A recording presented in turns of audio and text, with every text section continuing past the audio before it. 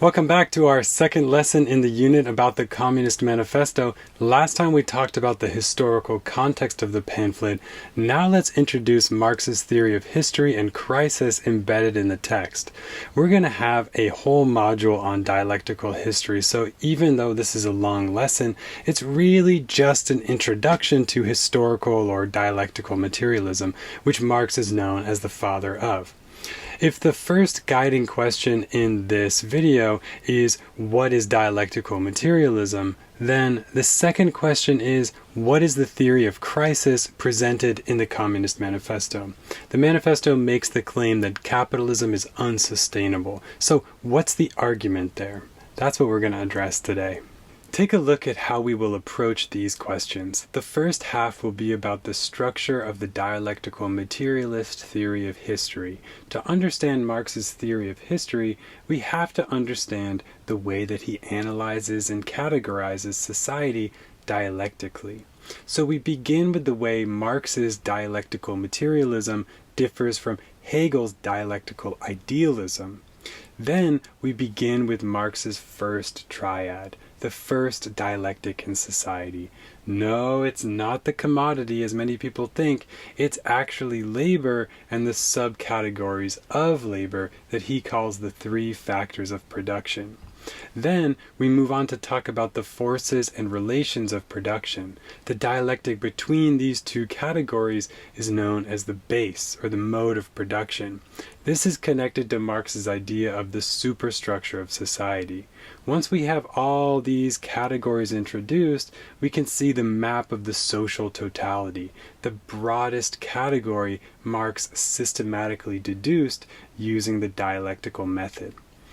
Once we have all the categories of society, we will see how it's not a static entity. Society is dynamic. It's changing. So the question becomes, what's driving history? The answer, in a word, is contradiction. This analysis will prepare us for Marx's theory about what will take us to the end of capitalism. So, in the second half of the lesson, we introduce Marx's theory of crisis, at least the ideas that are readily implicit in the manifesto. So this isn't a complete index of all the contradictions and possible factors Marx believed could lead to an economic or social crisis. We are only looking at the three big ones indicated in the manifesto. The first contradiction that leads to crisis is the one between the forces and relations of production, which will have already been explained in the first half of the lesson. The second contradiction is that between the proletariat working class and the bourgeois capitalist class. This idea is known as proletarianization. The third contradiction is called the overproduction hypothesis. This can be framed as the contradiction between supply and demand. To grasp this idea, we'll explain the debate about Say's law in economics, and we'll do a really fun study of the boom and bust cycle of capitalism from a Marxist point of view. Why is it that capitalism is so unstable and crashes every 5 to 10 years? Well, the boom and bust cycle is critical to understand on this point. Finally, we'll conclude with the ways that capitalism tries to overcome its contradictions and the resulting crises through different forms of expansion that can lead to colonialism and imperialism. The debate that handles this issue makes great use of the terms intensive and extensive expansion, so we will introduce these ideas at the end. Hopefully by the end of this lesson you'll know 1. Marx's theory of society and what's really driving history, 2. Marx's theory of crisis, and 3. Whether these contradictions in capitalism will create crises so insurmountable that another mode of production is necessary and inevitable, or whether capitalism can adapt and overcome them unless deeper collective action is taken to complete the transition to socialism. To understand how dialectical theory is applied in history, we need to look at how socio-political categories are structured dialectically, according to different dialectical theories. There are two main approaches, Hegel's idealism and Marx's materialism. This is a chart of Hegel's full system, where he derives all categories using dialectical logic. Don't worry about the details right now, you can't even see them. What matters now is that he starts with the most abstract category, pure being, on the top right there. And he ends with the most concrete and comprehensive category, the idea, which for Hegel is all of reality. Hegel believed that reality unfolds through the development of concepts, what he called the dialectical movement from abstraction to concreteness, or from heaven to earth. And that's what Marx criticizes. In contrast, Marx claimed he started from earth, or real life. In the German ideology, he writes, "We set out from real active men and on the basis of their real life process." Marx's method begins with how humans materially reproduce themselves. In other words, labor. From this starting point, Marx, who is often seen as one of the founding fathers of critical sociology, builds toward an understanding of the social totality, society as a structured whole. That's the diagram on the right here, which we will break down in this lesson in just a moment. There's a great debate about the similarities and differences between Marx's method, which he compares to Hegel's in the Grundrisse. But for that debate, you'll have to go to the module on dialectical history. For now, let's begin Marx's dialectic of society with human labor. So Marx's dialectic of society actually begins with the labor process. This is his starting point. This triad is often thought of as a dyad between labor and the means of production, but really the means of production can be broken down into two subcategories: the subjects of labor, or what labor works on, and the means of labor, or what instruments labor works with. So that's the initial triad of all society: labor and its subjects and instruments, or means. But let's focus on labor for now. What is labor? Well, one way Marx likes to frame this is as a metabolic process. This metaphor conjures images of humans metabolizing nature. We consume it and digest it according to our desire. That's the labor process. Labor starts with human desire, actuated or put in motion in a real concrete process to fulfill that desire. The claim here is that labor invariably involves an engagement with nature at some point. Even service work involves a connection to nature at some point down the line.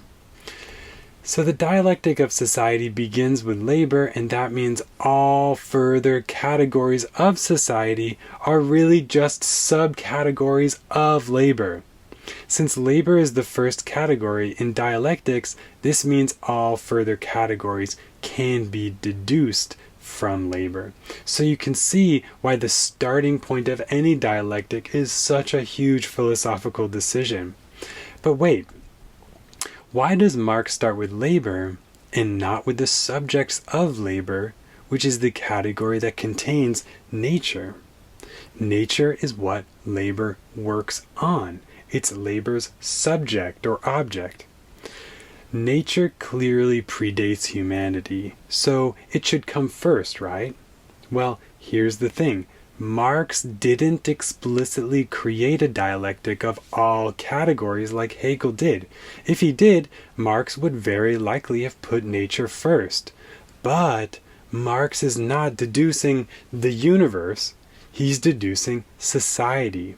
And human society begins not with raw nature, but with the way we engage nature through labor. Nature enters society through the labor process, which begins with desire. The desire to change nature into something that it is not, or won't be if left untouched. So, yes, nature predates humanity. It's primary in that way. Nevertheless, Marx makes labor primary, and that is because he believes that the purpose of humanity is to master the laws of nature, to accurately conceptualize them and put them into practice to serve rational human desires.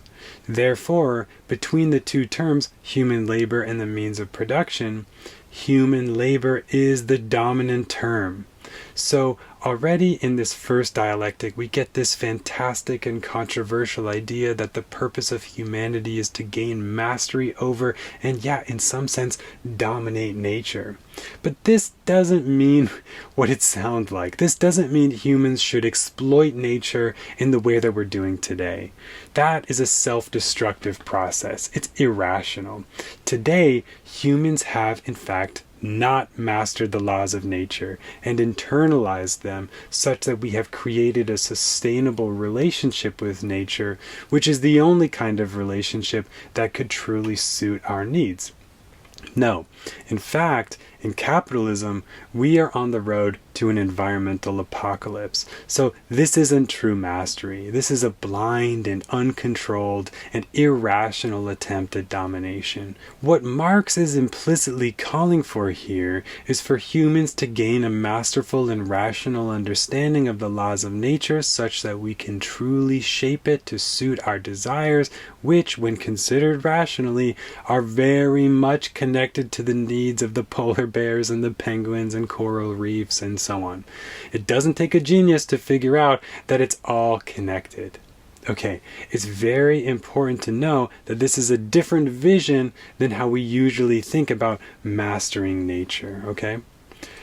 Let's talk about the means of production, the physical resources used for production.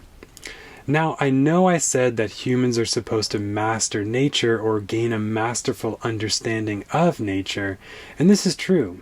We make the means of production like tools, technology, machines, roads, and factories to metabolize nature, to transform nature into goods and services to suit our desires. But the opposite is also true. These means of production, our technology and available resources, dialectically turn back to shape humanity as well. If we lived on a planet without a particular resource like oil or the internet, we would be doing, desiring, and laboring very differently. Okay, so there's a dialectical relationship here, but ultimately human labor is the determining force. That's why it comes first for Marx. The first subdivision of the means of production is called the subjects of labor, which is sometimes called the objects of labor. This is what labor is applied to. The first is natural resources. This is basically the whole category of nature. But wait, how strange to categorize all of nature as just a subcategory of labor. Doesn't this feel like an affront to nature? Nature is nothing but the subjects of labor? It's as if nature doesn't stand on its own ground or even have an independent existence. Well, as I said, a full Marxist dialectic would allow nature to not only have its own independent existence, but actually come first and be primary. That said, again, we're doing a dialectic of society. So this is nature as it relates to humanity. So the argument is that we can apply human desire to every corner of nature, even if we categorize it for preservation or conservation. If we're being Marxists here, that's still connected to desire, and therefore it's still a subcategory of labor. Anyway, the second category in the subjects of labor is raw materials.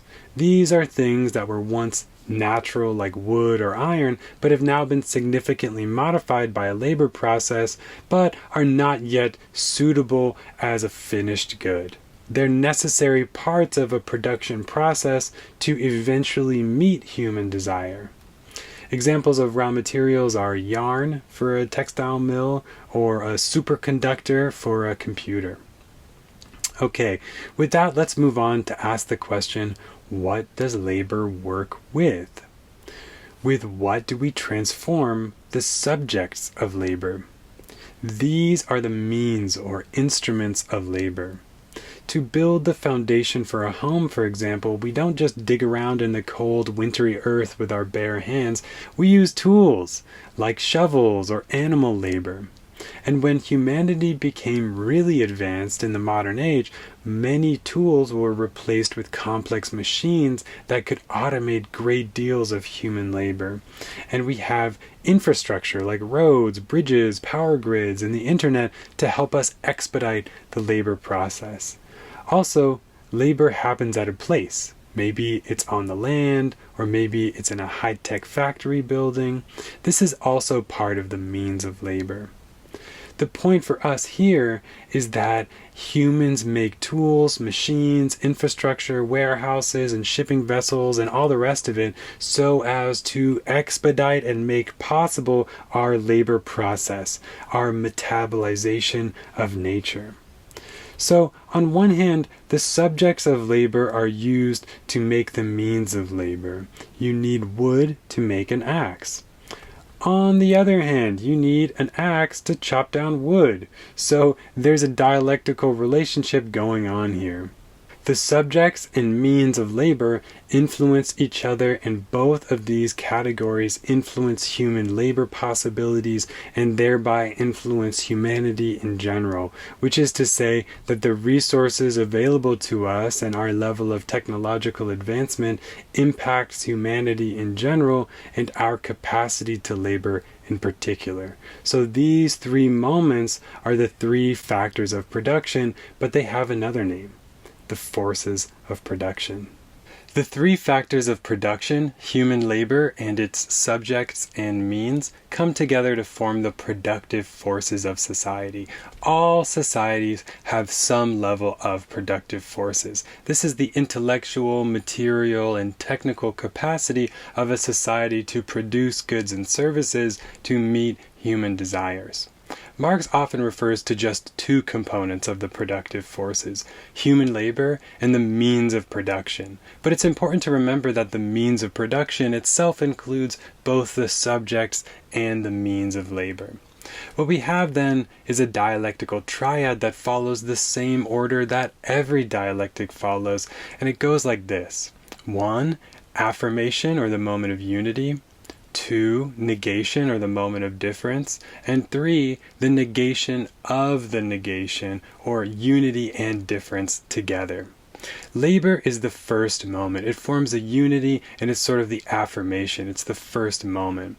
So labor is not just the quantity of workers, but also their quality, their knowledge, education, health, and overall capacity to work. The second moment is the subject of labor, the raw materials and natural resources that labor acts upon. This is the moment of difference. It's the negation. Nature is like the other of labor, even the other of humanity, something that's supposed to be external to it, at least in this sense. The third moment is the means of labor. Tools, machines, infrastructure, everything that mediates between labor and nature.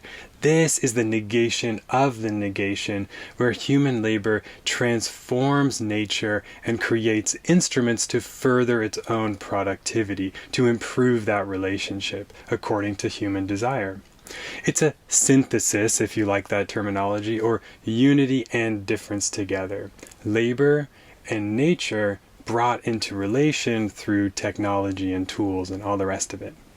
In Marx's language, the elementary factors of the labor process are: 1. The personal activity of man, that is, work itself; 2. The subject of that work; and 3. Its instruments, that is, means.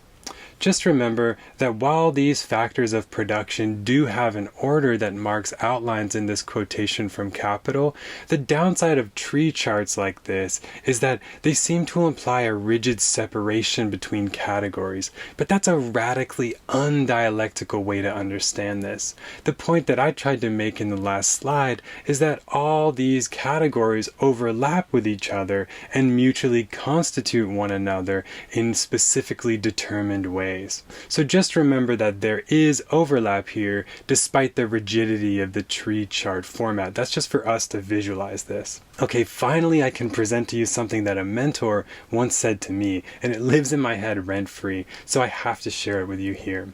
He told me, if Hegel said that no thing is a thing, everything is actually a process, then Marx would agree, but he would add on one thing, that in society, that process has a name, and its name is labor. Now I put in society in parentheses here to signal a deeper tension within Marxist theory. The question is whether labor designates a process distinct from nature, or whether all so-called natural processes are already social and in some sense mediated by society, at least insofar as we can understand them and access them. This latter view aligns with more social constructivist readings of Marx. The phrase "in society" is doing really critical philosophical work here. It implies that labor might not merely operate within nature, but could in fact constitute what we understand as the world itself. This raises a foundational question in Marxist and post-Marxist thought. Is labor a social activity embedded in a pre-given natural world? Or is nature itself already shaped, mediated, and produced through labor, and thus through society? If it's always already social, then the concept of a pure pre-social nature becomes unstable, and the traditional nature-society divide is thrown into question. This is an issue that we'll return to in our exploration of dialectics, where such oppositions are systematically unraveled. That said, more materialist readings of Marx insist on the existence of a mind-independent nature, affirming a world that exists beyond or prior to human labor and social mediation. Okay, that's a little teaser of the debate. You can let me know what you think.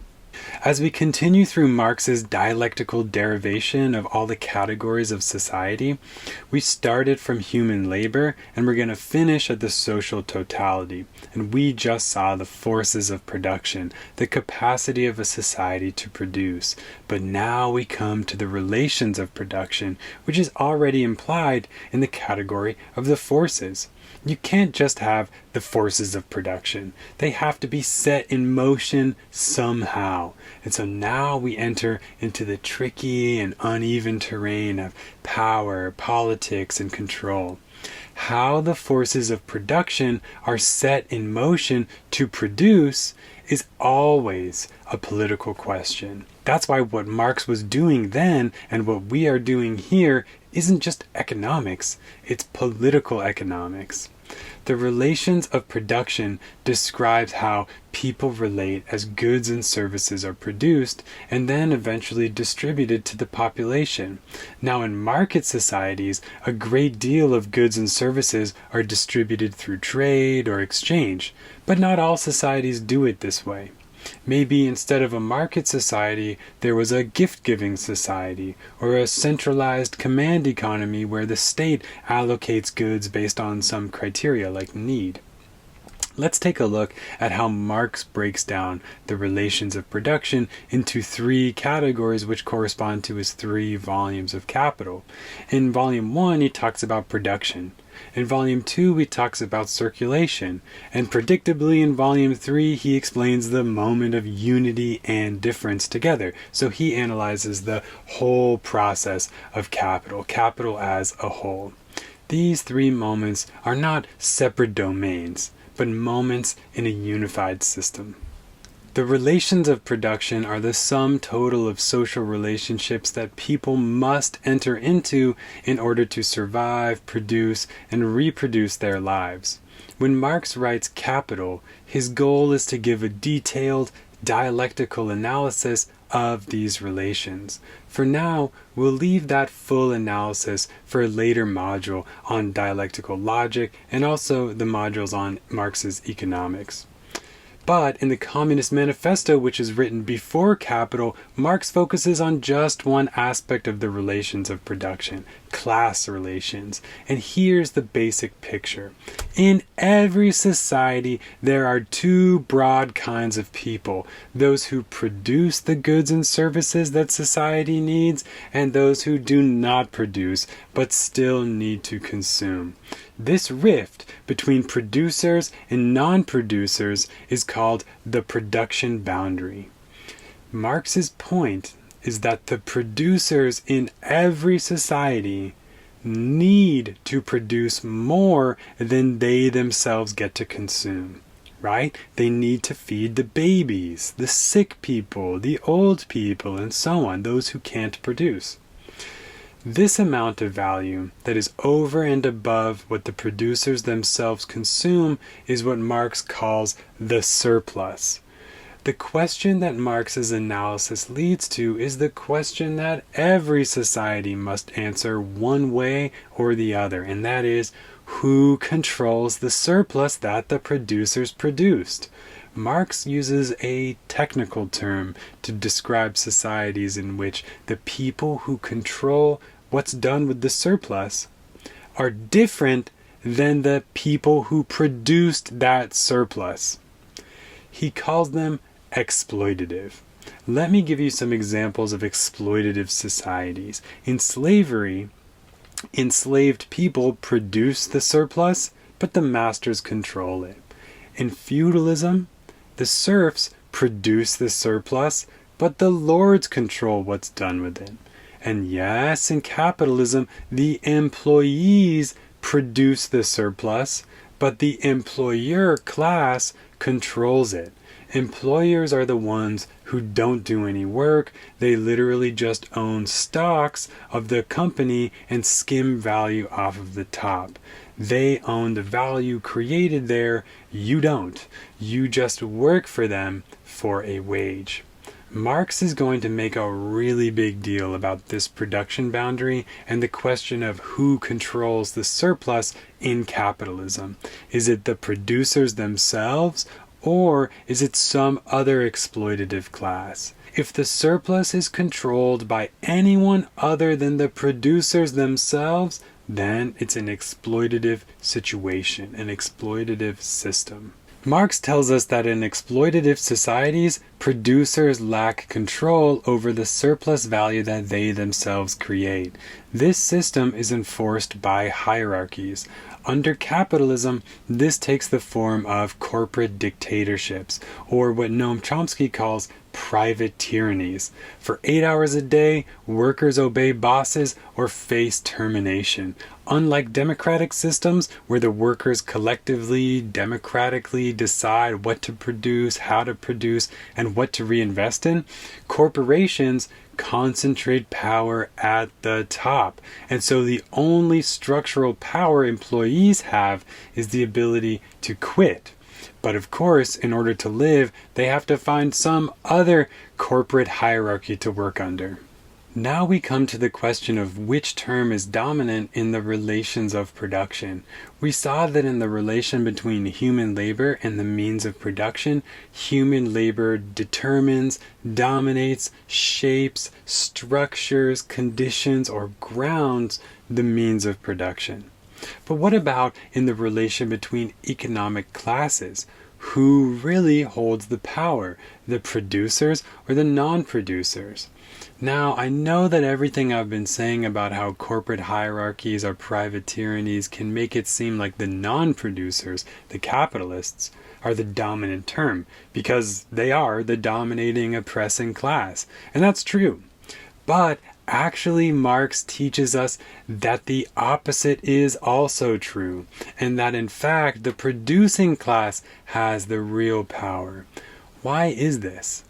Well, there's a lot of reasons, and we don't have time to go into all of them. For example, we don't really have time to go into a worthy discussion of standpoint epistemology here, which is the Hegelian idea that the oppressed member of any binary is the one with the privileged epistemological viewpoint. That discussion is something that we'll save for another time. What matters for us here in economics is that the producers are actually doing the work. They have the knowledge, the practical know-how about how to make value, and this gives them a tremendous amount of power over the non-producers. Why? Because they can stop producing at any time. They can go on strike at any time and bring this whole system to a standstill. They could do this tomorrow. Workers can destroy capitalism tomorrow by refusing to perpetuate it. This idea is represented in the famous symbol of anarchism, particularly anarcho-syndicalism, the black cat, the sabotage cat, or the sab cat. Okay, in the words of Paul Atreides from Frank Herbert's Dune, he who can destroy a thing has the real power over it. He who can destroy a thing has the real control of it.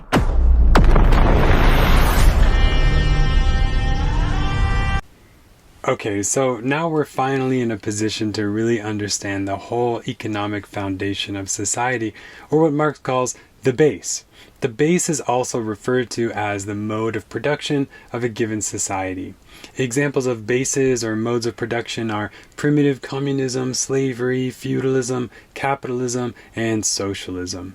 Like everything else in Marx's dialectical world, concepts are defined by contradictory elements in tension within them. So the base is what we call the dialectical tension between the forces and relations of production.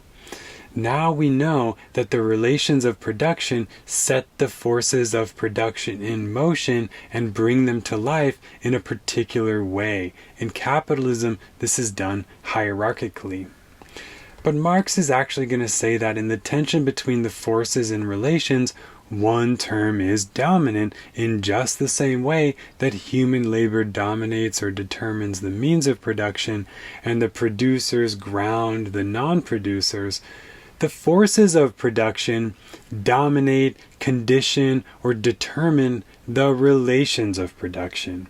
The way this works is that the forces of production are evolving at a given rate, and that rate is determined by the relations of production. The forces of production are not naturally evolving. Marx was not a technological determinist. No, the relations of production determine the rate at which our technology is developing. Marx notices that as the productive forces advance, certain relations of production just don't make sense anymore. Take an extreme example to make this really clear. Feudal, slave, or market relations just don't make sense in a highly advanced Star Trek level world where the productive forces are so advanced that you can get anything you want at the press of a button without enslaving, subjugating, or employing anyone. If there's a superabundance provided by the forces of production, then these older exploitative relations of production are just holding us back. Let's do some textual hiking because nobody explains this better than Marx himself. Marx writes, "At a certain stage of development, the material productive forces of society come into conflict with the existing relations of production." Okay, we've already touched on this a little bit. The forces develop and then butt up against the old, insufficient, archaic relations of production. This contradiction is played out within the base, within the mode of production. And in the last instance, the forces always win out over the relations. While there's a dialectical mutual constitution between these two, the forces are the dominant term within the base. Just like how labor in the final analysis is the dominant term within the forces of production. But we have yet to introduce the negation or opposite of the base. This is the superstructure. Marx continues, "The changes in the economic foundation or base lead sooner or later to the transformation of the whole immense superstructure." Okay, so if the base is the hard, material, economic reality of society, then the superstructure is like the ideological landscape. It's the way society thinks about itself. What Marx has just said in this last sentence is that in the final analysis, it's the economic conditions of a society that ultimately determine the way society thinks about itself. Okay, let's continue. Consciousness must be explained from the contradictions of material life, from the conflict existing between the social forces of production and the relations of production. Okay, so the forces of production develop and eventually come into conflict with and grind against the relations of production. And this tension that composes the base is what is primarily responsible for the bulk of the ideological landscape of society. The function of the superstructure is by and large to reinforce the base. A society would crumble if it didn't create ways of thinking that were compatible with the mode of production. We'll see in a moment that while base grounds, shapes, and conditions the superstructure does have a life of its own and is not in any way mechanistically or deterministically set by the base. What we have here is a dialectical relationship in which there's a mutual constitution, but base is more shaper than shaped. Marx himself did not bifurcate the superstructure into two opposing moments or aspects, but later Marxists did. Famously, Louis Althusser split the superstructure into ideological state apparatuses, or ISAs, and repressive state apparatuses, or RSAs. We talk about Althusser's theory of ISAs in the lesson on fetishism and ideology in this module, and we'll go into a lot more detail about the superstructure in the module on dialectical history. Just to introduce the idea of superstructure, I want to talk about the way the Italian Marxist Antonio Gramsci divided the superstructure. He said it could be thought to have two moments. On one hand, we have political society, aka the state. The governing logic in this part of society is coercion. The state, police, courts, military, and laws are all about using coercive force to uphold society, particularly the mode of production, but also civil society, the other aspect of the superstructure. Civil society is composed of things like the media, education, religion, family, and voluntary organizations like trade unions and non-governmental organizations. Their governing logic is really about manufacturing consent in the population. It's about teaching us what to desire, how to think, what to believe, and certainly how to vote, but maybe even more importantly than that, it's about ingraining the idea that elections and bourgeois democracies are the best of all possible systems and things like that.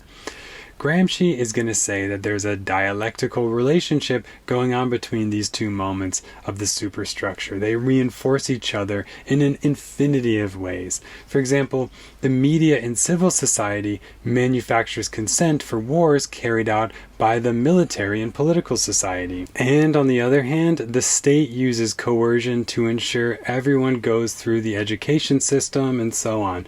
Okay, so these dialectical moments of society are inextricably linked. One last point of clarification. Both realms of the superstructure involve a mixture of both coercion and consent. But one of them is the more operative principle in each. Obviously, people consent to some aspects of the state and even decide to work directly for the state in some cases. And on the other hand, the education system, for example, is not exactly contingent on the consent of the students. There is coercion here as well. Finally, we arrive at the last category of Marx's dialectic of society, the social whole or the social totality. It's the immediate product of the dialectical tension between base and superstructure. More generally, the social whole is the product of all previous categories, particularly labor, which is the mother of all categories here. So the dialectic or escalating cascade, as Hegel poetically called it, is really the story of labor, at least according to Marx. Additionally, I should say that while Marx is particularly interested in an analysis of capitalism, this dialectic here is the structure of all human societies. This is why they class Marx as a founding father of sociology. Every single society so far can be analyzed using this dialectical structure. But obviously the content of each of these boxes is going to vary enormously from society to society. Let's read from Marx. He writes, "Capitalist production, therefore, develops technology and the combining together of various processes into a social whole, only by sapping the original sources of all wealth, the soil and the laborer." Okay, it all starts from the soil or nature and the laborer. This is a very simplistic way of talking about the first level of the dialectic, the relationship or tension between labor and the means of production.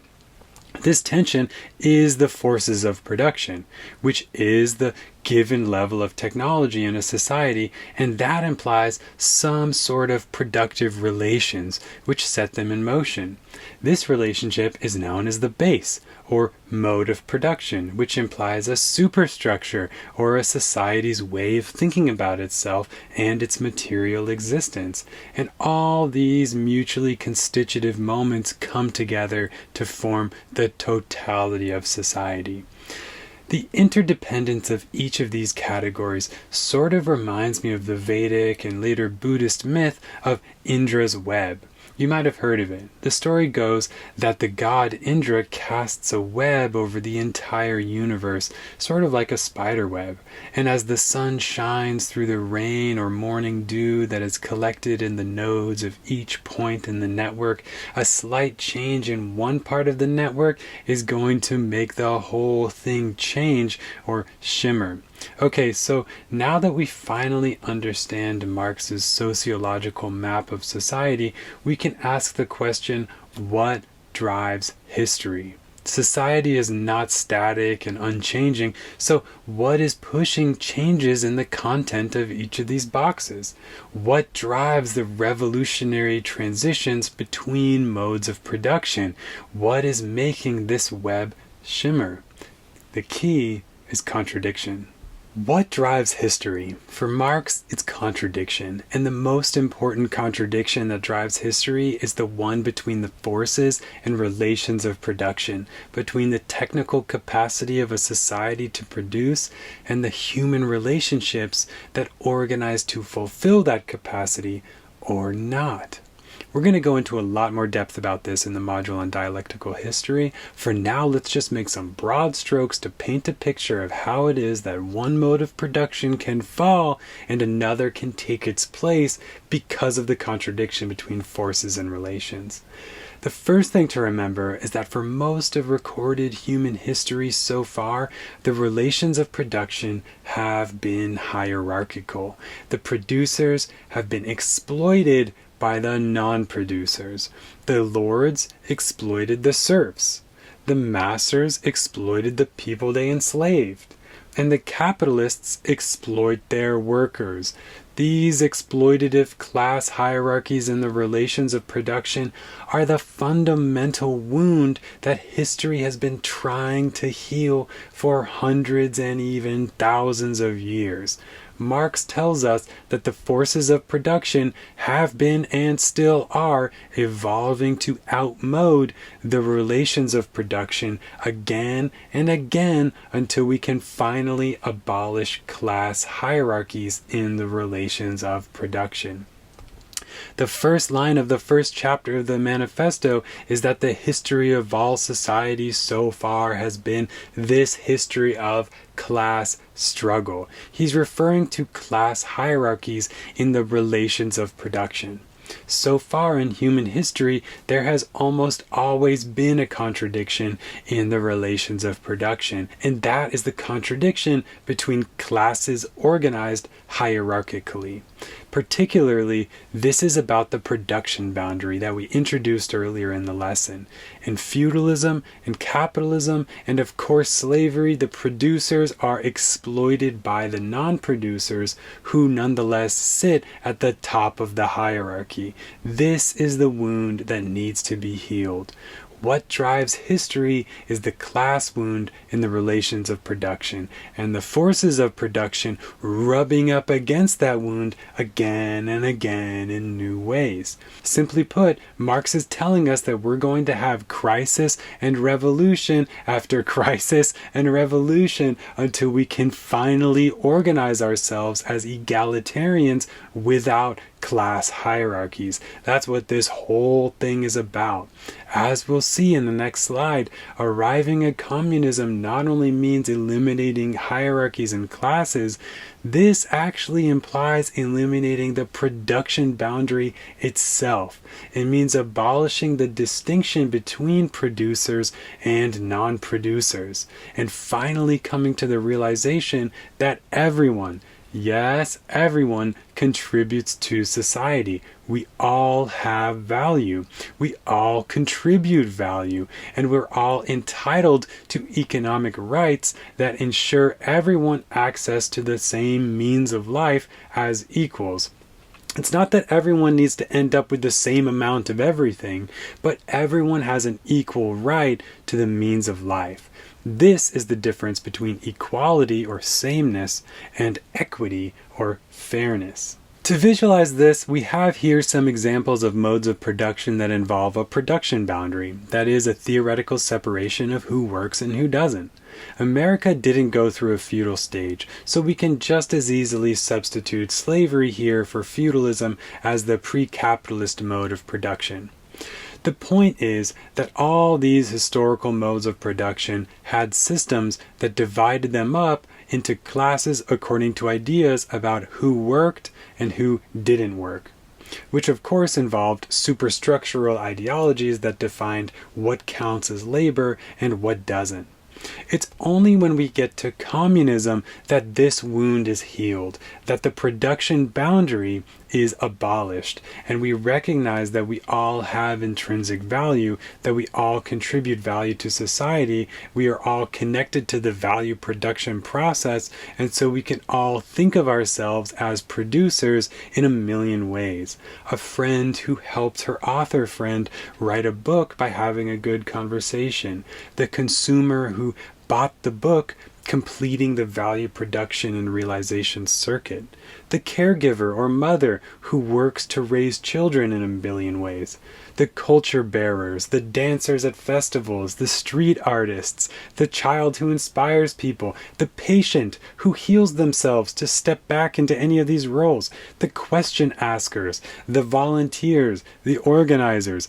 All these people, which is everyone, contribute to society in ways that are not seen as valuable in capitalism, but nonetheless make life worth living. Understanding this systematically and formally requires a radical restructuring about the way we think of politics, economics, and rights, and especially as ourselves as individuals. Stick around for the modules on Marxist economics where we analyze such a communist economic theory that abolishes the production boundary. Okay, to sum up, this is what's driving history on the side of the relations of production. In short, it's the hierarchical class wound that has its foundation in the theoretical production boundary. But remember, what drives history is the relationship between these two moments in the base, the relations and the forces. So, how do the forces drive history? Okay, so to understand what drives history, we have to understand something called the development thesis in Marxism. This is the idea that the productive forces tend to develop over time. The analytical Marxist G.A. Cohen gives us the best argument for this in his landmark book about Marx's theory of history. I'll give you the argument now. 1. It begins with the idea that the historical situation of humankind is scarcity. What is scarcity? Well, Cohen defines scarcity thusly. Given men's wants and the character of external nature, they cannot satisfy their wants unless they spend the better part of their time and energy doing what they would rather not do, engaged in labor which is not experienced as an end in itself. Okay, so this has been our historical situation, at least according to Cohen. 2. Humans possess intelligence of a kind and degree which enables us to improve our situation. Yeah, humans are basically smart, rational, and so on. 3. Good productive forces do not yield to less good ones. In the normal run of things, generally speaking, we don't replace better productive forces with worse ones.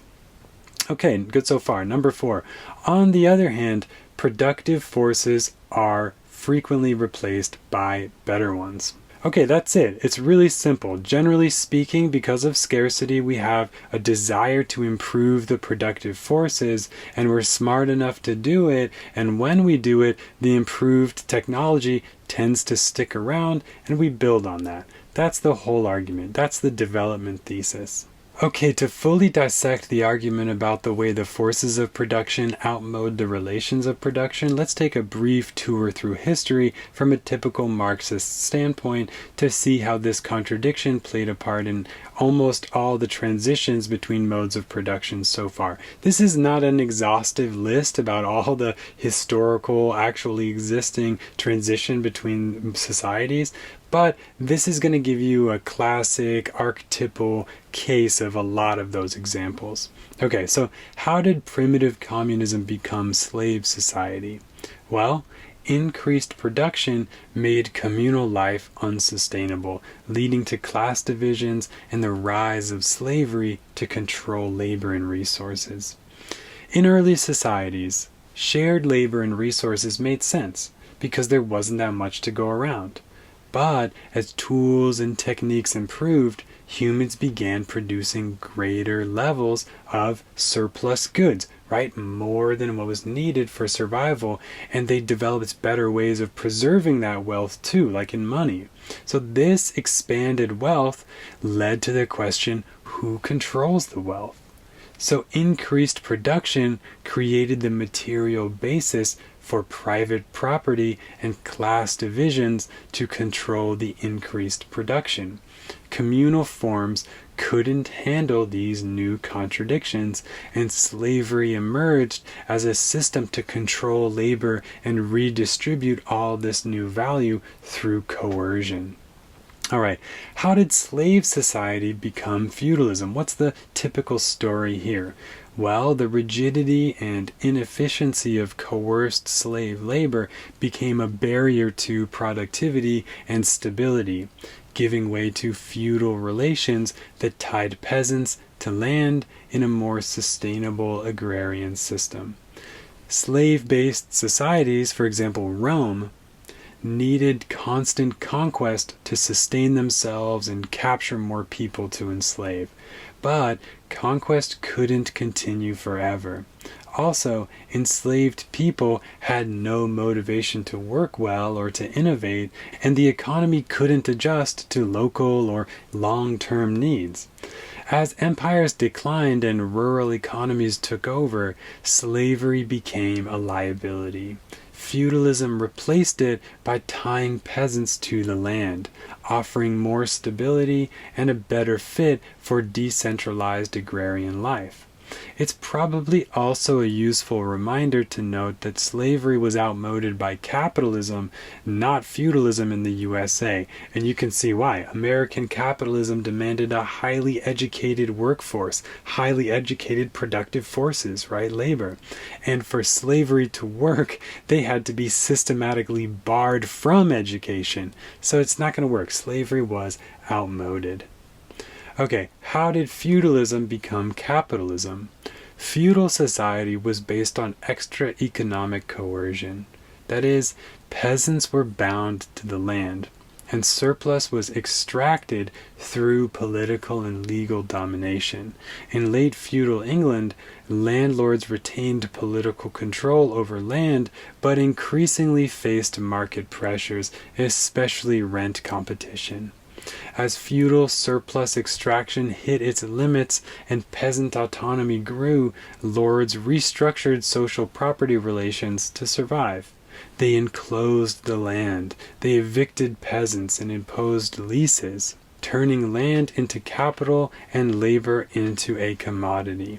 The productive forces didn't break feudalism on their own. The contradiction was that market-dependent development emerged within non-market social relations, and that tension forced a transformation from feudal dependence to capitalist discipline.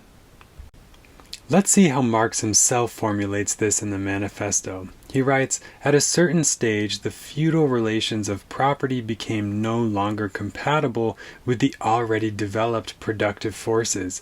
They became so many fetters. They had to be burst asunder. They were burst asunder. Into their place stepped free competition, accompanied by a social and political constitution adapted in it, and the economic and political sway of the bourgeois class." Okay, so here we get the famous or perhaps infamous quote about the relations of production becoming fetters on the development of technology. This is a highly fraught statement that many books have been written about. So before you go off writing essays about this whole fettering thing, wait until you check out the lesson on primitive accumulation, which unpacks this idea in great detail. This history of the transition from feudalism to capitalism. For now, let's see the other famous quote on this theme. Social relations are closely bound up with productive forces.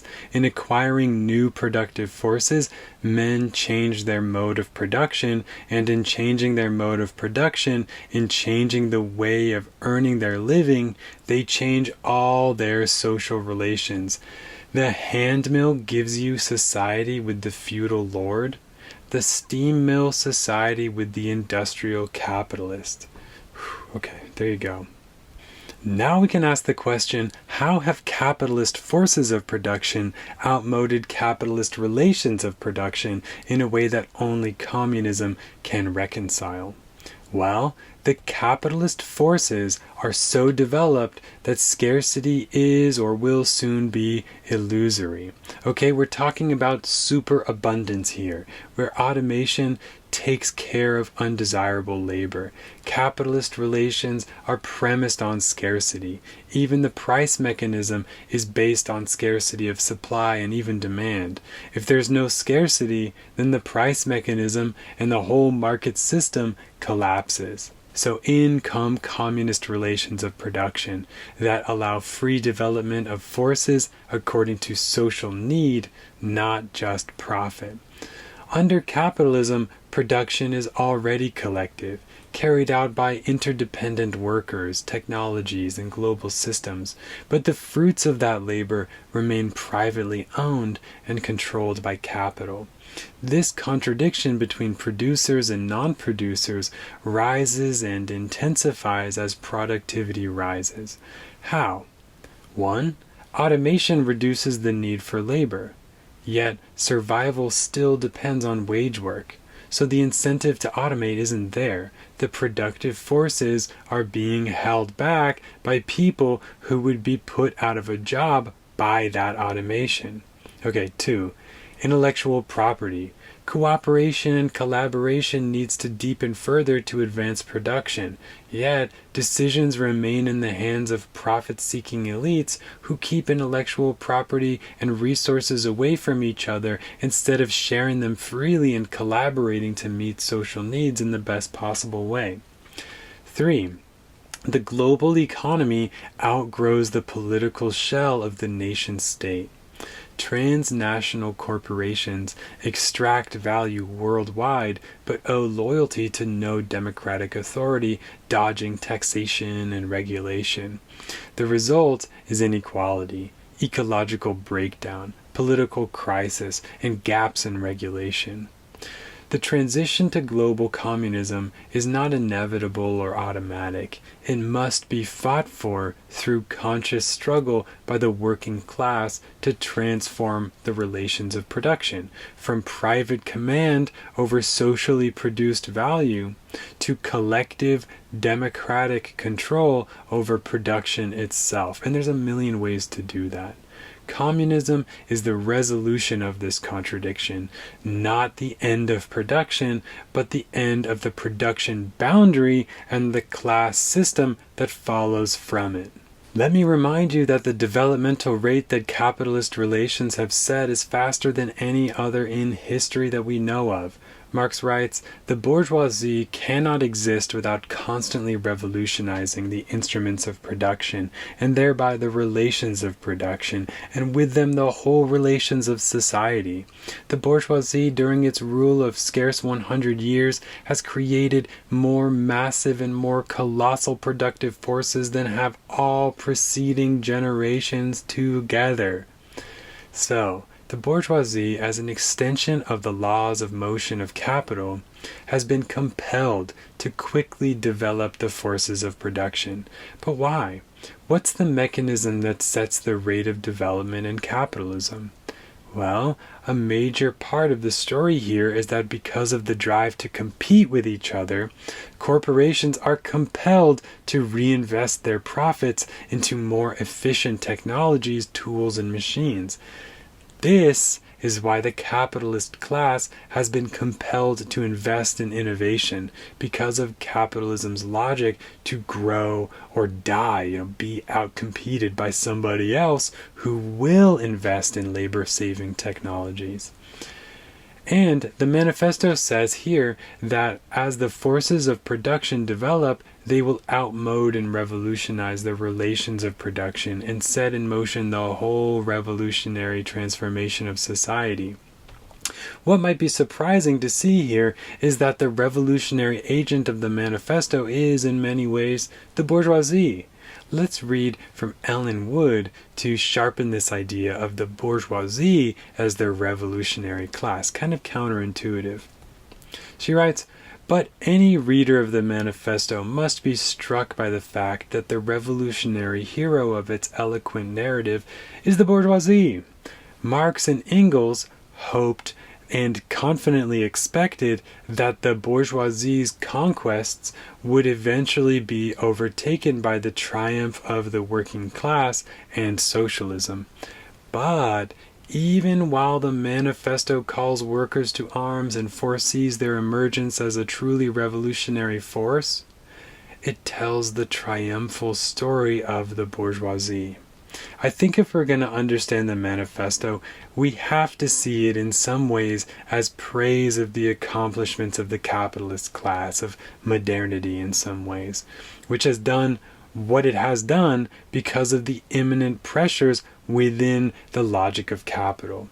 So Wood is saying here that Marx and Engels hoped that the working class would rise up and seize the newly and highly developed forces of production that the bourgeoisie was compelled to develop for us. So in the manifesto, Marx continues his analysis of history by talking about how the same advancing movement in the productive forces is expedited by the bourgeoisie faster than all other systems, and now it's getting out of control. He writes, "The modern bourgeois society, with its relations of production, of exchange, and of property, a society that has conjured up such gigantic means of production and of exchange, is like the sorcerer who is no longer able to control the powers of the netherworld, whom he has called up by his spells." It turns out that this is exactly like a scene in a Disney movie called Fantasia, where Mickey is a sorcerer who doesn't want to do any work, like the bourgeoisie, and then he casts a spell on his broom, which is conveniently animated so it represents both elements of the forces of production, human labor and the means of production. But then the spell gets out of control, and he can't stop the broom from doing work. The broom fills up bucket after bucket with water, but the fruits of this labor becomes a flood that spells disaster for the capitalist master, Mickey Mouse. If you haven't seen this short, I recommend it. It's got to be the most Marxist thing that Disney's ever done. It really shows how the forces of production created by the relations of production can take on a life of their own and end up destroying the relationship. Okay, let's give an overview of the manifesto's argument about the forces outmoding the relations of production. Premise 1. The forces of production develop over time. This is the development thesis that we explained earlier. Different relations of production set the rate of development differently, but broadly speaking, the trend of history has been an advancement of the productive forces. Premise 2. The production relations in a society are explained by the level of development of the productive forces. This is called the primacy thesis because the forces are primary or dominant over the relations. The relations of production are only suitable for particular levels of advancement of the productive forces, okay? You can't have hunter-gatherer relations when you have a nuclear power facility to maintain or a university to run. You can't have modern capitalist relations with an enslaved and illiterate workforce. It just doesn't work. Conclusion. The relations must develop too. And since capitalism is advancing the forces more rapidly than any other system, it is spurring on the next mode of production faster than any other system has in the past. The last thing I want to say before we conclude this section on Marx's theory of history is that while Marx and Engels agreed that productive forces ultimately determine productive relations, they emphasized different aspects, and I want to explain why. Engels tended to highlight the way in which the productive forces, especially technological advances, develop over time, come up against limits in the existing relations of production, and then play a major role in overcoming those limits. He sometimes comes close to a sort of technological determinism where technology seems to develop on its own terms and society simply adjusts around it. Now, Engels himself didn't fully accept that view, but it's a lot closer to him than it is to Marx, as Ellen Wood writes.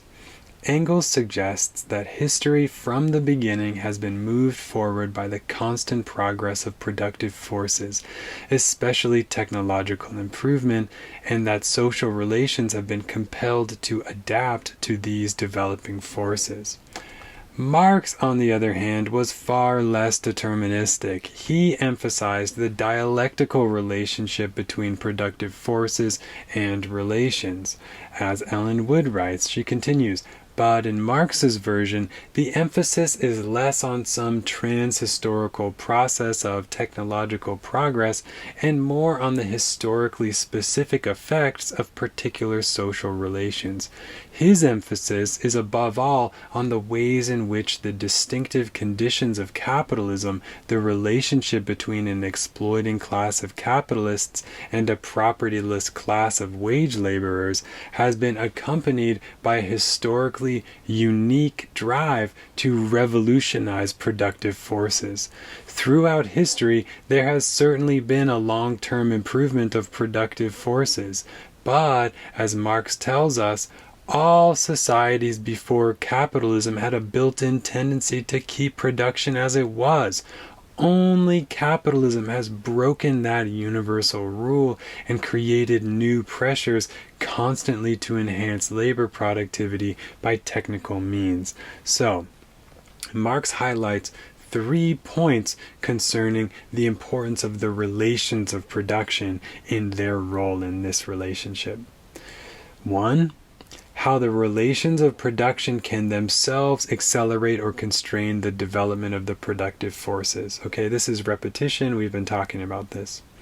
Number 2, how capitalism as a historically specific mode of production introduces a unique compulsion to revolutionize those forces. We've been saying that too. Capitalism advances the productive forces faster than any other system.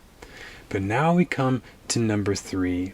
The real contradiction that drives history actually lies within the relations of production themselves. This is my claim, this is my read of Marx that I want to share with you. I think it's essential. What keeps reproducing this contradiction between the forces and relations throughout history is the persistence of class society in the relations of production. It's rooted in what we've been calling the production boundary, the divide between those who produce and those who control the surplus. As long as this divide exists, the divide between those who produce and those who don't, right? Those who produce and those who only control the surplus. As long as that divide exists, the potential of the productive forces, and more importantly, the potential of human beings, will always be held back. The deep wound at the center of history is the class hierarchy itself, and that wound won't be healed until the production boundary is abolished and society reaches a point where freely associated producers control the value that they create. That, for Marx, is the meaning of communism. Not just the resolution of a contradiction between technology and traditional social forms, but the overcoming of class domination in the name of human freedom. Okay, so that was an introduction to Marx's theory of history, particularly this contradiction between the forces and relations of production. Now let's explore his theory of crisis that's implied in the manifesto. It's not fully fleshed out there. In the manifesto, he alludes to two other contradictions in capitalism besides the forces and relations that will lead to crisis, which will open revolutionary opportunities. These two are deeply connected to the first contradiction between the forces and relations, but they stand independently as contradictions in their own right as well. Let's take a look. So now we can isolate what's driving history from a dialectical perspective. In a word, it's contradiction. There are three main contradictions in the manifesto that Marx describes. As a side note, you see this little lightning bolt here? That's the symbol for contradiction. I like to use it in my personal notation system in my own books. Whenever I see a contradiction, I write that symbol in the margins to help me annotate. This is a wound, this is a contradiction going on here. Anyway, we've already been talking about this contradiction between the forces and relations of production. I put an icon for the Starship Enterprise next to it because of the Star Trek scene that we saw in the unit on the German ideology. At some point, technology will reach a point of creating so much abundance that it becomes absurd to make people work under bosses in alienated conditions when machines can automate production and produce enough for everyone without the need for almost any human input. But we've yet to explain some of the further contradictions that this plays a part in exacerbating. Okay, so let's do it now. The second contradiction is between the proletariat and the bourgeoisie. We already know about the contradiction between their interests. Money in one class's hands means money taken from another. But in a moment, we'll talk about the process of proletarianization and how this really spells disaster for capitalism. At least that's what Marx believed.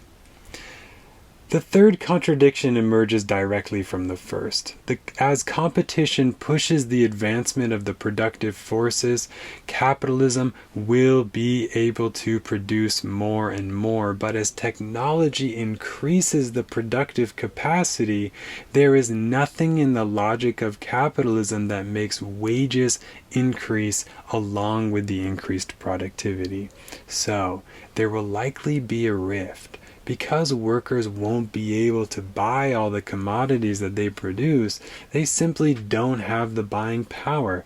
They don't get paid enough. So, let's put this idea on hold for just a moment. We'll come back to it towards the end of the lesson. Alright, let's go into some detail about these contradictions and how they can lead to a crisis in capitalism.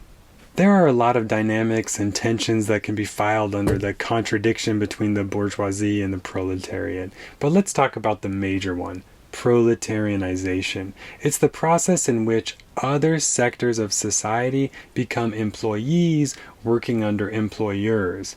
That's basically what this definition says. Marx's claim is that this happens as a byproduct of the development of capitalism. He says, not only has the bourgeoisie forged the weapons that bring death to itself, it has also called into existence the men who are to wield those weapons, the modern working class, the proletarians.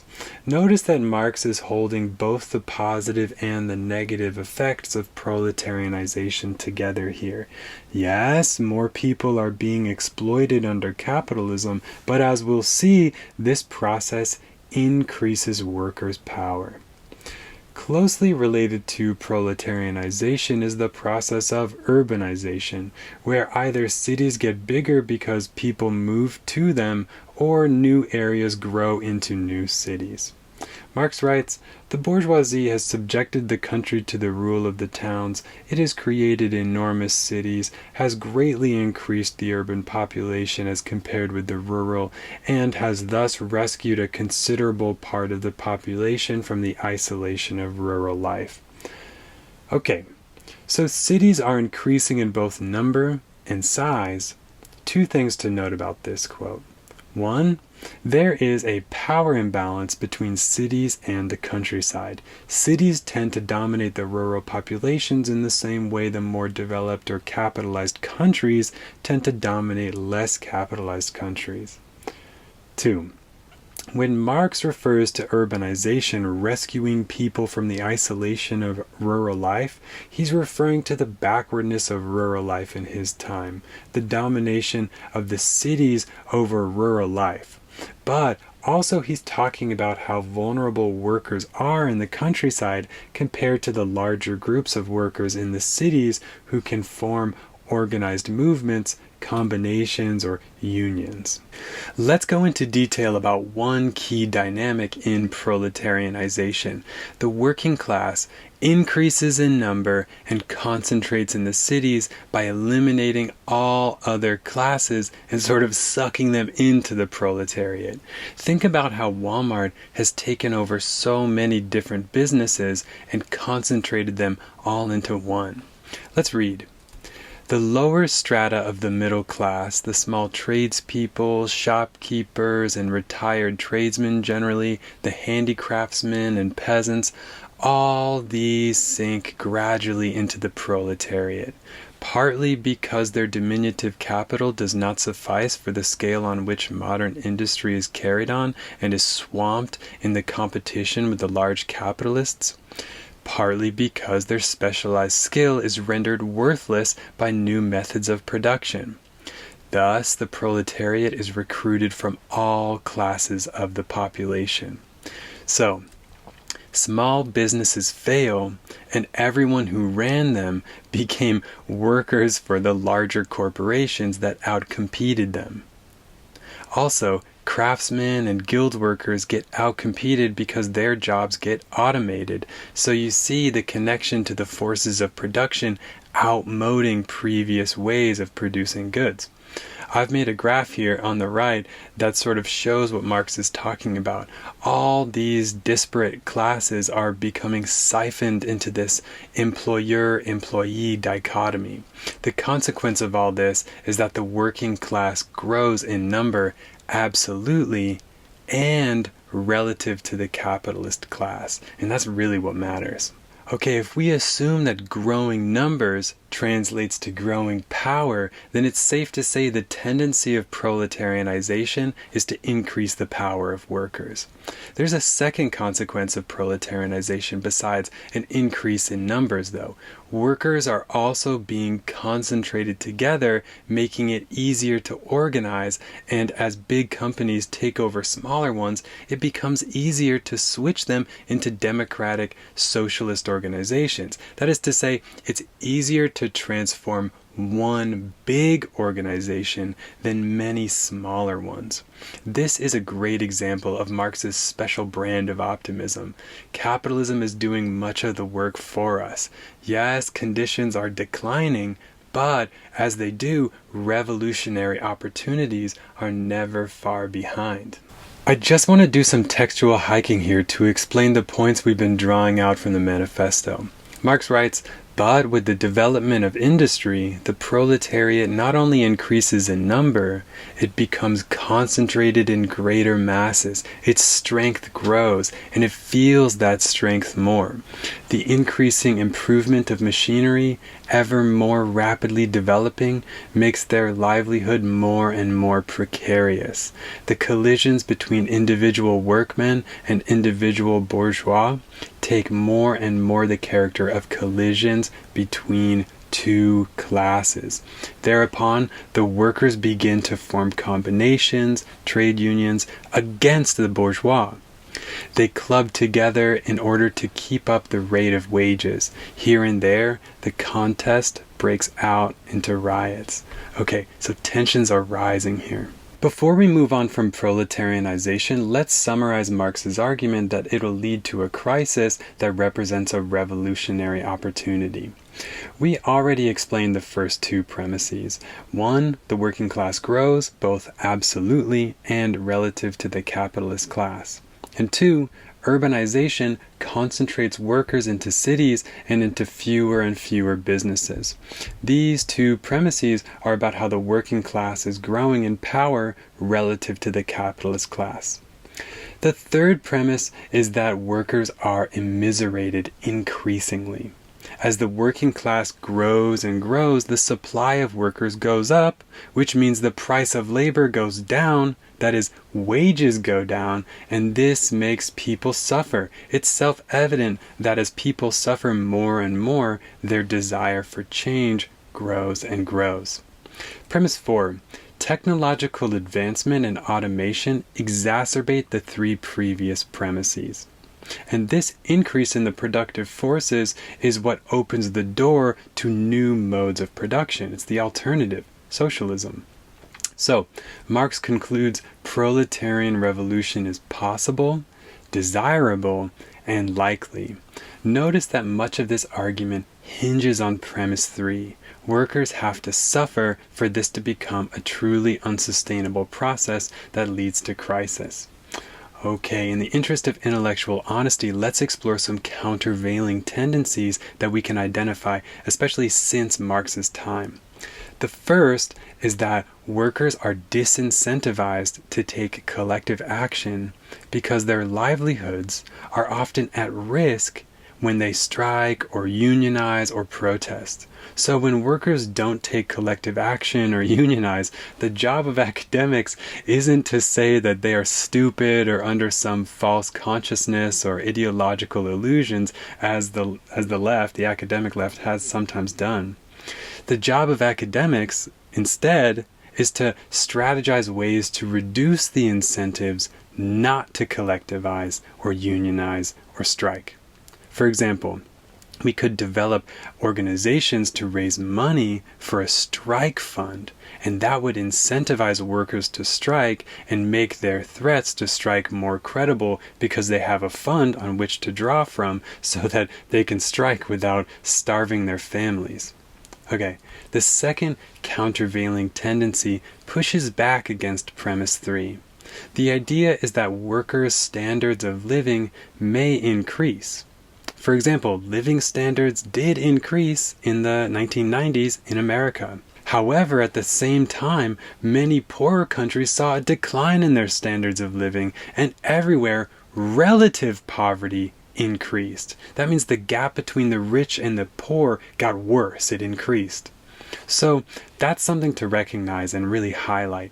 Inequality or relative poverty has been consistently getting worse, even though some classes' standard of living has gone up. Okay, so the question is increased relative poverty enough to make proletarianization unsustainable? I want to leave that question to you to discuss on the discussion board. Finally, we have this super famous quote about gravediggers. Marx writes, "What the bourgeoisie therefore produces above all are its own gravediggers. Its fall and the victory of the proletariat are equally inevitable." One thing to notice here is that many people see the word inevitable and think, oh, Marx was a determinist. He's talking about something being inevitable, therefore he's a determinist. But let's read from Phil Gaspar, who shuts this idea down nicely. He says, "The final sentence in which the proletarian victory is described as inevitable is often taken as evidence that Marx and Engels hold a deterministic view of human history." Against this, Marx and Engels say at the beginning of this section, 1.2, that there is more than one possible outcome to class struggle. It thus seems more reasonable to read the paragraph's concluding words as a rhetorical flourish aimed at spurring on the manifesto's readers, rather than as an expression of a metaphysical theory of history as a deterministic process that would go against the rest of Marx's philosophy. That's pretty clear. He's a dialectician, not a determinist. Okay, now let's turn to the third contradiction Marx identifies in the manifesto, which is the contradiction between supply and demand, or what's known as the overproduction hypothesis.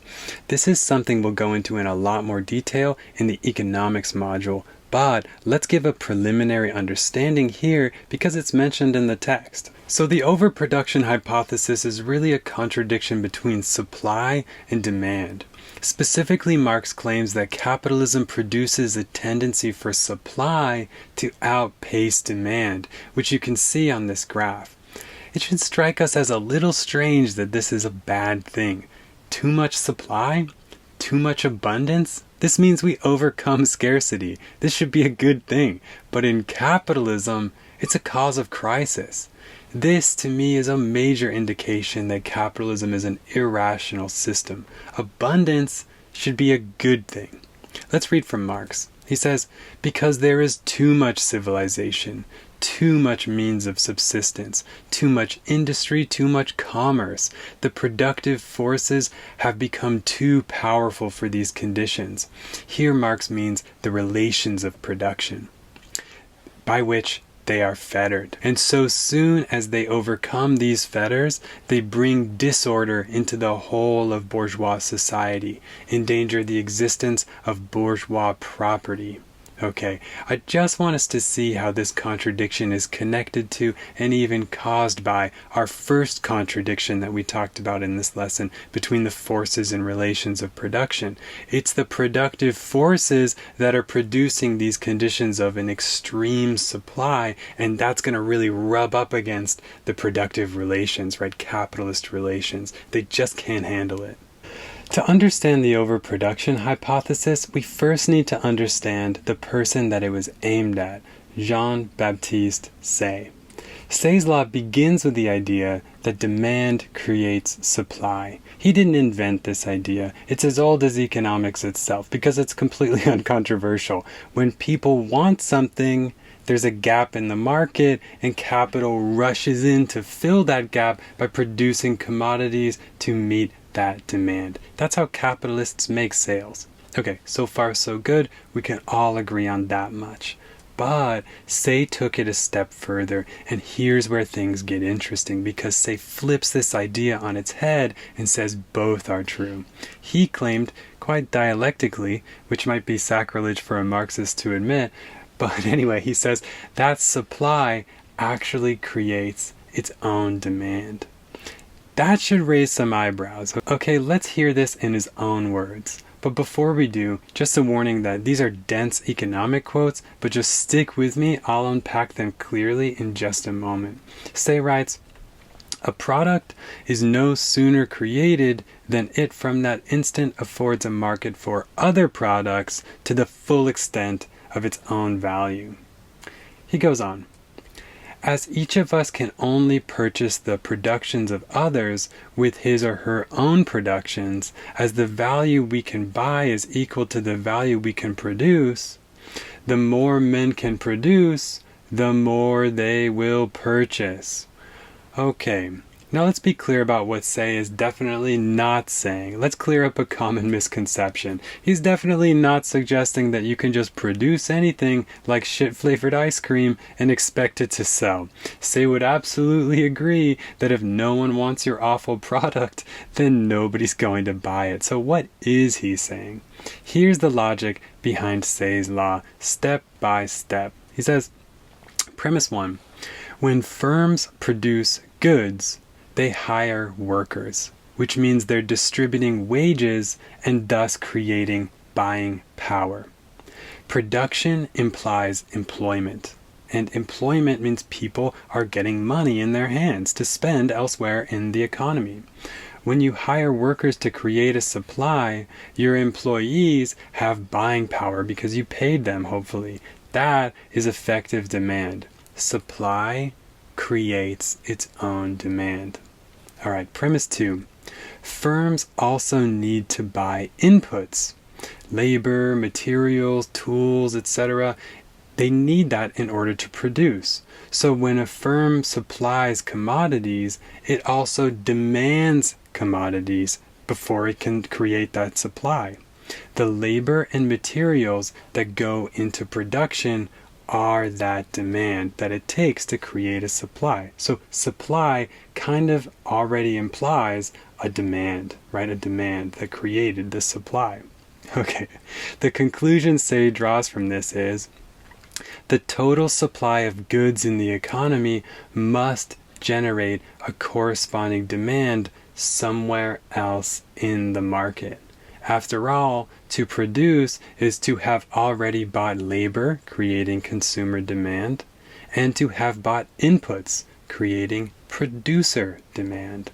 In this way, Say argued that supply and demand are always in balance, that overproduction on a general scale is impossible. But let's see what Marx has to say about that. There are two fundamental critiques of Say's law. The classical economic idea that supply will create its own demand.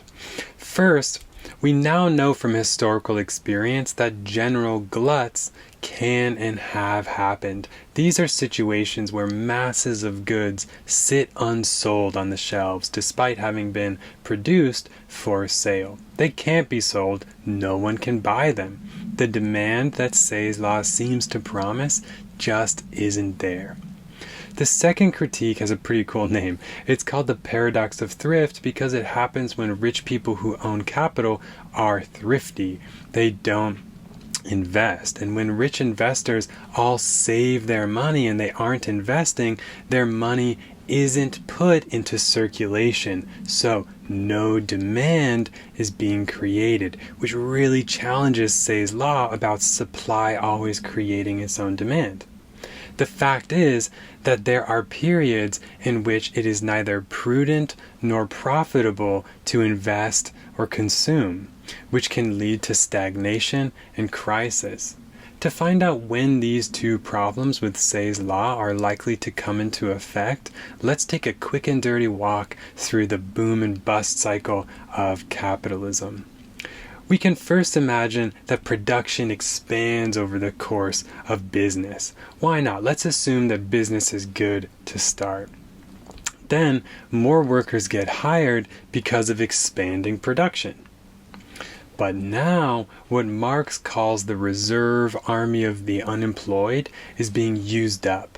Employment is going up, which means the supply of unemployed laborers looking for a job is going down, and as we know, when supply is low and demand is high, the price goes up. So wages are likely to increase slightly during times like this. During all this, when profits are high, it's time for businesses to invest in labor-saving technology and automation, so firms become capable of laying off large swaths of workers, and that's exactly what they do. They don't want to pay workers extra wages because there's a lot of competition in the labor market. They want to invest in labor-saving technologies, so they just use machines to produce for them, not people. So, that begins the bust cycle. Workers get laid off as they are replaced by machines. But now there's a crisis of demand, or what Marx calls a crisis of realization. Because even though factories are producing more goods than ever, workers can't buy them because they have no jobs because they were replaced by machines. In other words, in Marxist terms, value that was produced in the realm of production can't be realized in the realm of circulation. It's a crisis of realization. Not the desire, but the effective demand of the population has plummeted. And so goods are rotting on the shelves, unable to be sold. All right, as a consequence of overproduction, where goods are sitting on the shelves and no one wants to buy them, profits obviously fall. You can't make a profit if no one can buy your goods. So overproduction and the consequential loss in profits really speaks to the first critique of Say's law, that general gluts can happen. But what happens next? Well, when profits are going down, nobody wants to invest in business. Nobody wants to give out loans because they're unlikely to be paid back. So the rich don't invest. They save as much as possible during this time. So overall profits continue to dwindle and the prices of goods fall. They have to lower the prices because no one can afford them. There's no effective demand. Many smaller businesses can't make it. They use up all their savings and they go out of business. Or they're taken over, bought out by larger corporations, right? This is part of the concentration of capital that Marx is talking about and the centralization of capital. So, at this point, the economy is stagnating. This moment is connected to the second critique of Say's law about hoarding wealth. At this point in the bust cycle, those who can invest and put their money into circulation are disincentivized from doing so. So wealth is hoarded and kept away from circulation because that circulation is unlikely to generate a return on their investment. As a result of all this, we see a full-blown crisis. As businesses shut down, people lose their jobs and have even less money to buy goods and stimulate the economy. We sink deeper and deeper until things are so bad and so many workers are unemployed that the cost of labor goes down. The surviving businesses, and the biggest businesses, can take advantage of desperate workers who will work for next to nothing, and so they do, because they must. Additionally, because of all the smaller businesses who are not able to survive off of their savings during the bust part of this cycle, the bigger businesses who made it are able to enjoy a decline in competition. Okay, business is starting to look pretty good. So profits eventually go back up and production can expand again, starting the whole cycle over and over again, but under slightly exacerbated conditions, as we'll see in just a moment. Before we do, I need to clarify that Say's law may not be entirely wrong. Eventually, markets do seem to correct as money re-enters circulation. But the critical issue here is time. The delay between supply and effective demand can be long enough to cause immense suffering. As Marx reminds us, such suffering is not inevitable. It reflects the underlying contradictions of capitalism, which must be addressed if we are to break this destructive cycle. I want to bring out 3 important consequences of the boom and bust cycle that deepen each time we go around. And this makes it less of a cycle and more of a spiral, downward and intensifying. And that's exactly what Marx believed. Okay, let's take a look at some of the consequences of this spiral. The first is the centralization of capital. Each crisis wipes out smaller businesses while the big firms survive and grow stronger. Over time, Capital concentrates, which means wealth is accumulated, and capital centralizes into monopolies and oligopolies. But as it is with many Marxist ideas, there's a silver lining. This consolidation also creates revolutionary openings. It's much easier to confront and democratize one giant corporation that everyone hates than it is to take on the goal of transforming a scattered array of smaller businesses. Okay, number 2, human suffering and also memory. Every bust brings mass layoffs, evictions, hardship, and so on. People tend to remember what they lost. This memory adds fuel to the desire for an alternative, a system that doesn't periodically destroy lives just to restore profitability, a system that can handle rising wages without collapsing. Because remember, from one point of view, that's really what starts this problem. Wages rise during the boom, and things only get back to normal when workers get slapped back down and mass employment takes over. We need a system that can tolerate real growth for everybody. Okay, number 3, imperialism and colonial expansion. When capital can't grow at home, it turns outward. It seeks profits overseas, new markets, cheap labor, raw materials, and when other nations resist, their borders are often forced open through war, coups, and coercion. Colonizing states acting in defense of capital become the enforcers of global exploitation. I think we should read the way Marx puts this in the manifesto. He says, and how does the bourgeoisie get over these crises? On the one hand, by enforced destruction of a mass of productive forces. By this he means human suffering. But also many factories and machines rust and are destroyed from being out of use and unmaintained. And small businesses get destroyed. They go out of business. But we should be careful to note the intellectual capacity to create advanced forces of production is usually maintained in a crisis. We don't all of a sudden forget how to make things, generally speaking. Sometimes we do.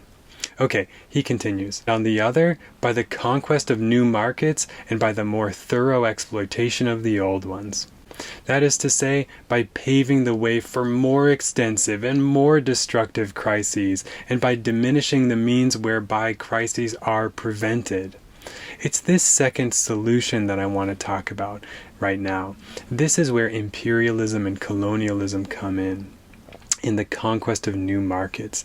This is what compels capital to take on a global character. Okay, we impoverished and oversaturated our national markets. Let's go overseas and sell to new people. There's fresh demand overseas. But this only delays the problem. Eventually, the same dynamics are at play. It'll take much more time. But eventually, if capitalism continues on like this same issue will occur again and again, this time on a global scale. This is a controversial idea, and we'll go into the overproduction theory in a lot more depth later. But for now, let's just look at one possible problem or deeper complexity that's going on here that Marx doesn't really explain, but he alludes to it. What I want to do now is explain how capital can conquer new markets. There's a big debate here about whether there's a full-blown necessity for capital to expand overseas or whether it could expand within its own borders. So there are really two kinds of expansion going on here. The first kind of expansion is known as extensive. In this case, capital finds new markets overseas, not just markets to sell its overproduced goods, but also a new reserve army of the unemployed, right? By outsourcing labor, the supply of labor goes up, and so the price of labor goes down, that is, wages go down, and profits go up. This kind of expansion tends to go hand in hand with imperialism.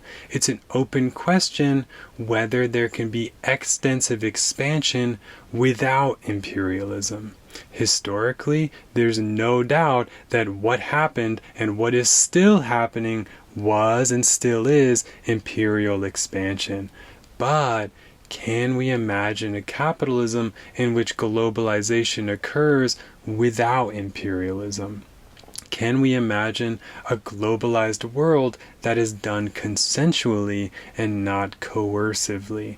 I'm going to leave this question to you for the discussion board. Intensive expansion is what Marx referred to in the last slide when he spoke about the tendency for capital to further exploit markets at home through innovation, exploitation, automation, and through the creation of new internal markets, new forms of commodification. Another open question here is to what degree this process is infinite, and the stakes are pretty serious. If markets can infinitely expand intensively, then capital does not necessitate imperialism. It could theoretically expand infinitely at home. That means that imperialism would not be an inherent part of capital's being, its logic. And this takes us to the distinction between being and becoming. Capitalism's being is its inner abstracted logic. It's the logic of capital. Its becoming is the empirical history and present of capitalism. So we know that imperialism has been a part of capitalism's history and present so far. But is it inherent in the logic of capital such that all possible futures that incorporate capital to any degree must necessitate imperialism? This is a question I want to put to you on the discussion board. But I also want to direct you to the lesson on being and becoming in the unit on primitive accumulation, because that's where we go into a lot more detail as we explore this question and the rich debate that it has produced within Marxism. Okay, I can't wait to hear what you think about this, because it's a real debate and I think it's an important one. Okay, thank you for joining us on this long journey through Marx's theory of history and crisis. The main question that I want you to consider when it comes to the forces and relations of production is, why haven't the forces overcome the relations yet? If Marx is right, how long is it going to take before the forces outmode the relations? Are we there yet? Are the forces of production sufficiently developed such that we're waiting on something else like collective action to tip us over the edge and change our productive relations? If we are waiting on something else, does that mean the development of the productive forces isn't enough on its own to bring us to the promised land? And what does that mean about Marx's theory? The second question I want to leave you with is about proletarianization. If this crisis hinges on the mass of people suffering in some way, what does it mean if some people's quality of life improves in some places at some times? Does this disprove Marx's theory of crisis at this level? The third question is about overproduction. Yes, capitalism produces periodic boom and bust cycles, but will any of these cycles deepen enough to force us to change our productive relations? Or can capitalism adapt? Finally, I really want to see what you think about the opportunities for intensive expansion and consensual extensive expansion. Are these pipe dreams or realistic possibilities? Okay, that's it. Now let's go on to lesson 3 in this unit to talk about Marx's political theory, where we go into a little more depth about his theory of the state, imperialism, and capital's effects on the nation-state system. As always, thank you for being a part of this community.